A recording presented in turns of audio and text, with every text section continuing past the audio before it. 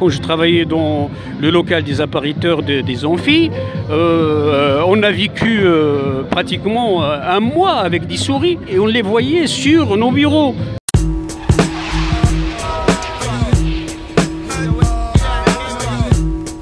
Ils veulent en quelque sorte gérer les humains comme des choses, c'est-à-dire chosifier l'humain.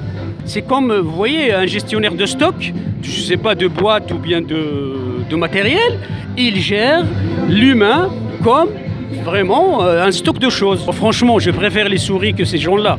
J'ai même pas envie de travailler avec ces gens-là, avec cette mentalité. On n'a pas envie de travailler avec des gens qui se comportent comme ça, avec les agents de cette université. C'est pour ça que spontanément on s'est mis en grève et moi j'en suis content parce qu'il faut dire non. Il faut apprendre à dire non aux injustices.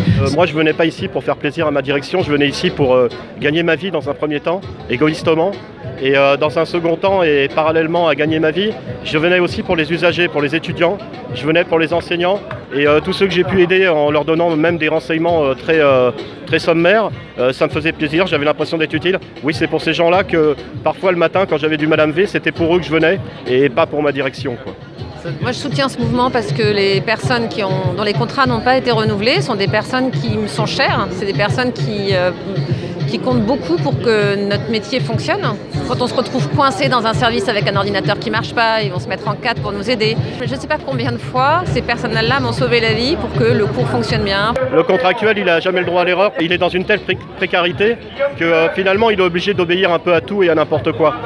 Moi, personnellement, je pense avoir bien effectué mon travail. J'ai d'ailleurs eu cette satisfaction de compliment lors de l'annonce de mon non-renouvellement. C'est une injustice qui a frappé nos deux collègues.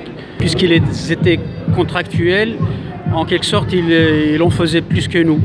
Nous, on était protégés un petit peu par notre statut, on est titulaire ou bien CDIsé. Eux, ils étaient contractuels, ils acceptaient tout. Ça fout en quelque sorte de la colère parce que, voilà, du jour au lendemain, ils les appellent comme ça, d'une façon informelle, comme d'habitude, comme ça. Ils leur disent, voilà, je ne vous renouvelle pas le contrat. D'ailleurs, si c'était un problème du budget, on se demande maintenant pourquoi à la rentrée, il a fait embaucher 4 personnes.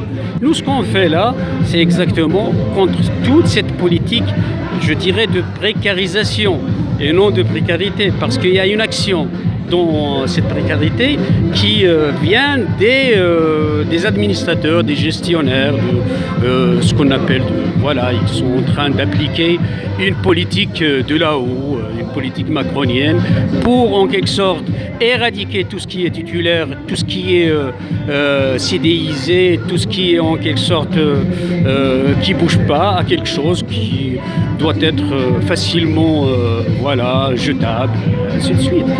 Par exemple, pour un de nos collègues, c'est qu'il a travaillé 5 ans.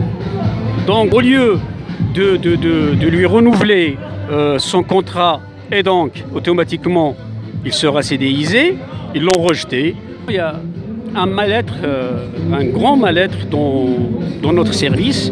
Déjà, si vous visitez nos locaux, aucun local n'est dans les normes. Les normes de sécurité, de prévention et tout ça.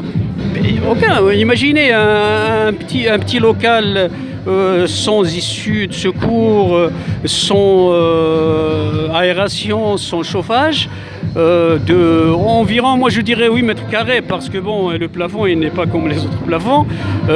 Disons même, supposons qu'il est à 12-15 mètres carrés. Mais comment imaginer de mettre dedans parfois jusqu'à 8 personnes? On a ici un collègue qui a été opéré pratiquement du côté droit au côté gauche au niveau de son ventre, et il lui demandait de prendre des charges. Mais c'est effarant, c'est effarant. Et en plus, quand tu dis non, non, je ne fais pas ça, il dit, est-ce que tu ne veux pas exécuter la tâche? Parce que là, c'est En quelque sorte, c'est le maître mot pour ne pas exécuter, donc refuser. Donc, je sais pas, conseil de discipline et tralala. Sur les 3 ans que j'ai passé ici et sur les 5 ans d'ancienneté que j'ai en tout sur Paris 1, c'est la première fois effectivement que je vois ça au niveau des personnels. Je l'avais vu au niveau des étudiants. C'est inhabituel, un peu de solidarité dans un monde de plus en plus individualiste. Je pense est rassurant pour tous, quoi. Il ne faut pas accepter et banaliser le fait de, par exemple, ces injustices-là passent comme ça, sans rien faire. Il faut savoir dire non aux injustices, comme dirait plutôt le poète, si tu vis, vis libre. Si tu meurs, comme les arbres, debout, debout, debout. C'est un Syrien, il a fait cette poésie en hommage des civils qui ont dit non au dictateur. Je vais la dire dans sa langue maternelle. إن عشت فعش حرا ومت كالأشجار وقوفا وقوفا وقوفا. Debout, debout, debout et non aux injustices. Merci.